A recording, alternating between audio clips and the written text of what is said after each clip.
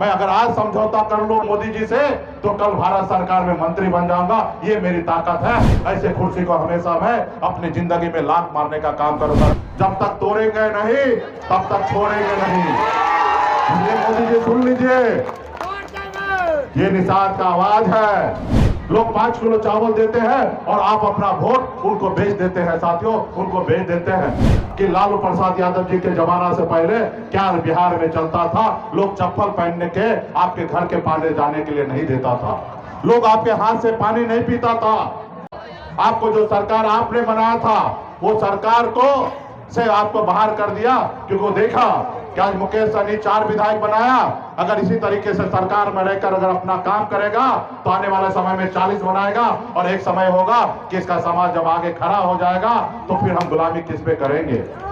इसलिए साथियों, आपको दोस्त और दुश्मन को पहचानना है और आपको अपने आने वाले पीढ़ी के लिए, अपने बच्चे के भविष्य के लिए आपको लड़ाई लड़ना है। साथियों, आपको लड़ाई लड़ना है। आप जितने भी हमारे देश में 2 ही जात होता है साथियों, एक अमीर और एक गरीब। अगर आप गरीब हैं, जो भी जाति धर्म के लोग हैं, आपस में भाईचारा बनाने का काम कीजिए और आपस में एक साथ खड़ा होइए, अपने हक अधिकार के लिए संघर्ष कीजिएगा, तब साथियों आपको हक अधिकार मिलेगा। यही भाजपा वाला है। ये जो 20 साल 25 साल 30 साल के नौजवान होंगे, इनको नहीं पता होगा। अपने अपने दादाजी से पूछिए, तब आपको पता चलेगा कि लालू प्रसाद यादव जी के जमाना से पहले क्या बिहार में चलता था। लोग चप्पल पहनने के आपके घर के पानी जाने के लिए नहीं देता था। लोग आपके हाथ से पानी नहीं पीता था। जब मंडल कमीशन लागू हुआ था तो मंडल भर से कमंडल लेके निकल गया था लाल कृष्ण आडवाणी जी ने और सरकार को गिरा दिया था, दिल्ली के सरकार का, क्योंकि वो नहीं चाहता था कि ओबीसी को आरक्षण मिले साथियों। लेकिन आज आप लोग झूम झूम कर आप उनके गुणगान गाते हैं और जबकि आपको ये नहीं पता है कि आपके आने वाला नस्ल का दुश्मन है, वो आदमी दुश्मन है आपको। लेकिन आपको लगता है कि 5 किलो चावल ही विकास है। आप बताइए, इस संसार में देश इतना आगे बढ़ चुका है, एक एक आदमी 1-1 लाख रुपया रोज पे एक होटल में रुकता है। इस दुनिया में एक रात रुकने का लिए 40 लाख रुपया देता है होटल में। ऐसी दुनिया बन चुका है और वहां पे आप 5 किलो चावल को आप विकास मानते हैं। लोग 5 किलो चावल देते हैं और आप अपना वोट उनको बेच देते हैं। साथियों, उनको बेच देते हैं। वो चावल भी आप ही का है। कोई वो चावल अपने बाबूजी का घर से नहीं देते हैं, क्योंकि देश का मालिक आप है और वो देश का संपत्ति में से अगर सरकार कुछ भी देता है तो वो संपत्ति आपका है साथियों, वो आपका अधिकार है। लेकिन लोग बड़े बड़े पोस्टर लगाते हैं कि हमने किया है, लेकिन वो चीज एक्चुअल में वो आपका है साथियों। तो इसलिए आने वाले समय में हम मोदी जी को कहना चाहेंगे कि मोदी जी, हमको चावल नहीं चाहिए, हमारे बच्चे को नौकरी चाहिए। मोदी जी, हमारे बच्चे को नौकरी चाहिए, हमें चावल नहीं चाहिए। हमें मोदी जी चावल नहीं चाहिए। जब हमारे बच्चे बीमार पड़े तो उसके लिए अच्छे हॉस्पिटल चाहिए, हमें आपका चावल नहीं चाहिए। हम मेहनत मजदूरी करके अपने घर परिवार को चला लेंगे, लेकिन हमारे बच्चे के इलाज के लिए हॉस्पिटल की आवश्यकता है, आपकी चावल की आवश्यकता नहीं है। हमें मोदी जी आपकी चावल नहीं चाहिए।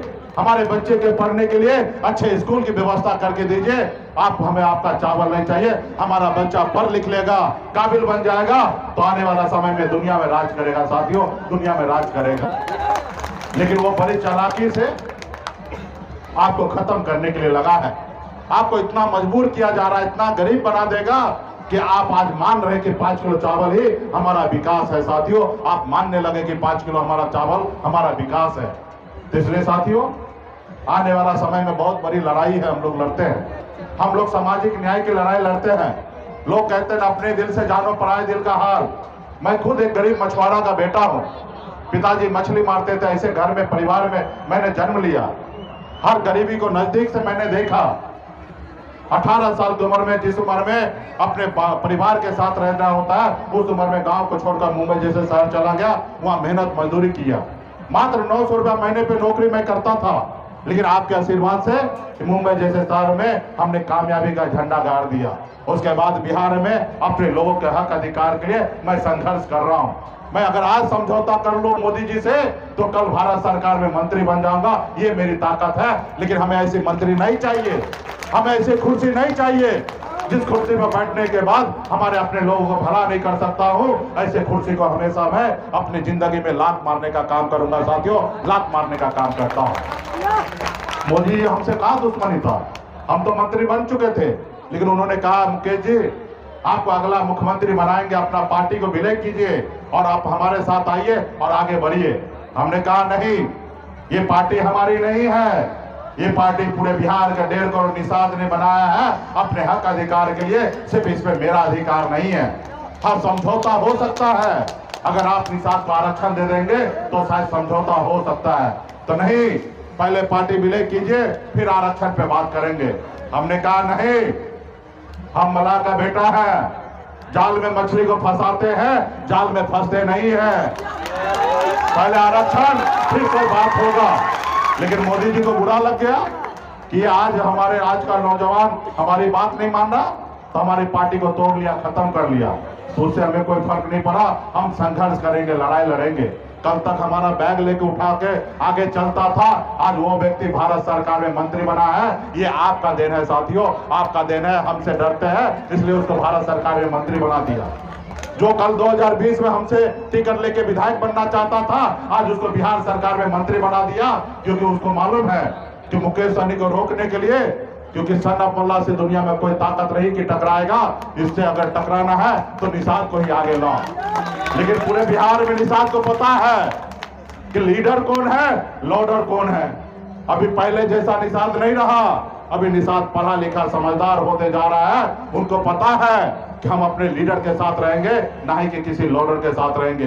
तो मोदी जी आपसे आग्रह है कि आप हमारा जो अधिकार है वो आप देने का काम कीजिए, नहीं तो ये निषाद समाज जो है 2025 में, जैसे दशरथ माँ जी ने कहा था, जब तक तोड़ेंगे नहीं तब तक छोड़ेंगे नहीं।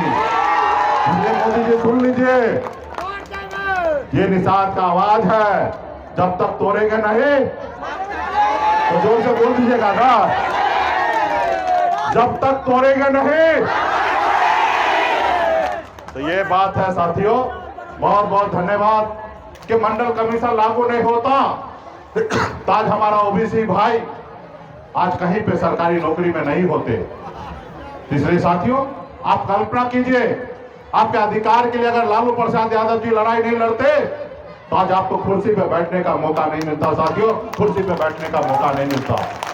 आप कल्पना कीजिए, जन नायक कर्पूरी ठाकुर जी ने अगर अति पिछड़ा को 18% आरक्षण नहीं देते, तो आप कल्पना कीजिए कि आज बिहार में कोई भी अति पिछड़ा का बेटा आज मुखिया नहीं बनता। साथियों मुखिया नहीं बनता।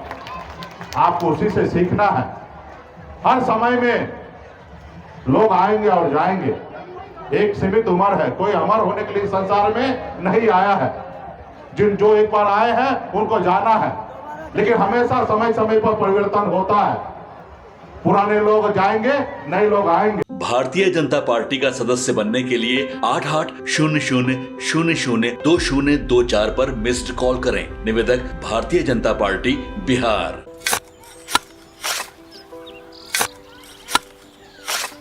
नई का साल मुबारक हो चाचा।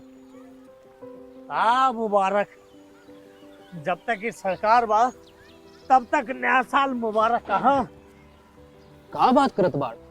बात ई बा, साल चाहे नया होके दिन चाहे, हमार जिंदगी में तो बस दुख है, दुख बा। बाढ़ के समस्या 10 का 10 बा। फसल बर्बाद हो जाला या ऑन पॉन बिक जाला, ना कोई उपाय बा ना कोई राहत। बात तो सच बा चाचा, फिर से बाहर जाए के सोचे के पड़ रहे कि सरकार से कुछ ना हुई। कबू कबू तो लागेला हमरे मजदूरन की जिंदगी में कोनो नया साल सच में मुबारक हुई। नया साल तो तब मुबारक हुई जब नई सरकार आई। बात तो सही बा चाचा। नया साल, नई सरकार, नया संकल्प, नया बिहार। पनोरमा ग्रुप, जो सोचता है वो करता है। ये लो मुंह मीठा करो, आज मैंने अपना जॉब छोड़ दिया, अब हम पूर्णिया वापस जाएंगे। जॉब छोड़ दिया है?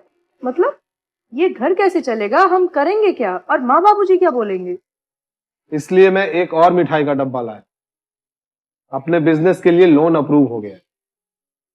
अरे लोन अप्रूव हो गया वो तो ठीक है, लेकिन पूर्णिया में हम रहेंगे कहाँ? अपना घर भी तो नहीं है वहाँ। इसलिए तो एक और मिठाई का डब्बा अलग से लाया हूँ। हमने पूर्णिया में घर ले लिया है, पूर्णिया के ई होम्स पैनोरमा में। पूर्णिया में पैनोरमा ग्रुप लेकर आए हैं ई होम्स पैनोरमा। बड़ा घर, आलीशान जिंदगी और अत्याधुनिक सुविधाओं के संग। अरे अरे, अब क्यों मुंह मीठा करवा रही हो? क्योंकि हम घर वापसी जो कर रहे हैं। घर वापसी की खुशी पूर्णिया में ई होम्स पैनोरमा के संग। E homes panorama, luxurious lifestyle redefined. Netaji Subhash medical college एवं हॉस्पिटल का ऑर्थोपीडिक विभाग बिहार के सर्वश्रेष्ठ ऑर्थोपीडिक विभागों में से एक है, जहां दुर्घटना या अन्य कारणों से फ्रैक्चर के मामलों का नवीनतम तकनीक से इलाज की सुविधा उपलब्ध है। NSMCH, अम्हारा, बिहटा, पटना।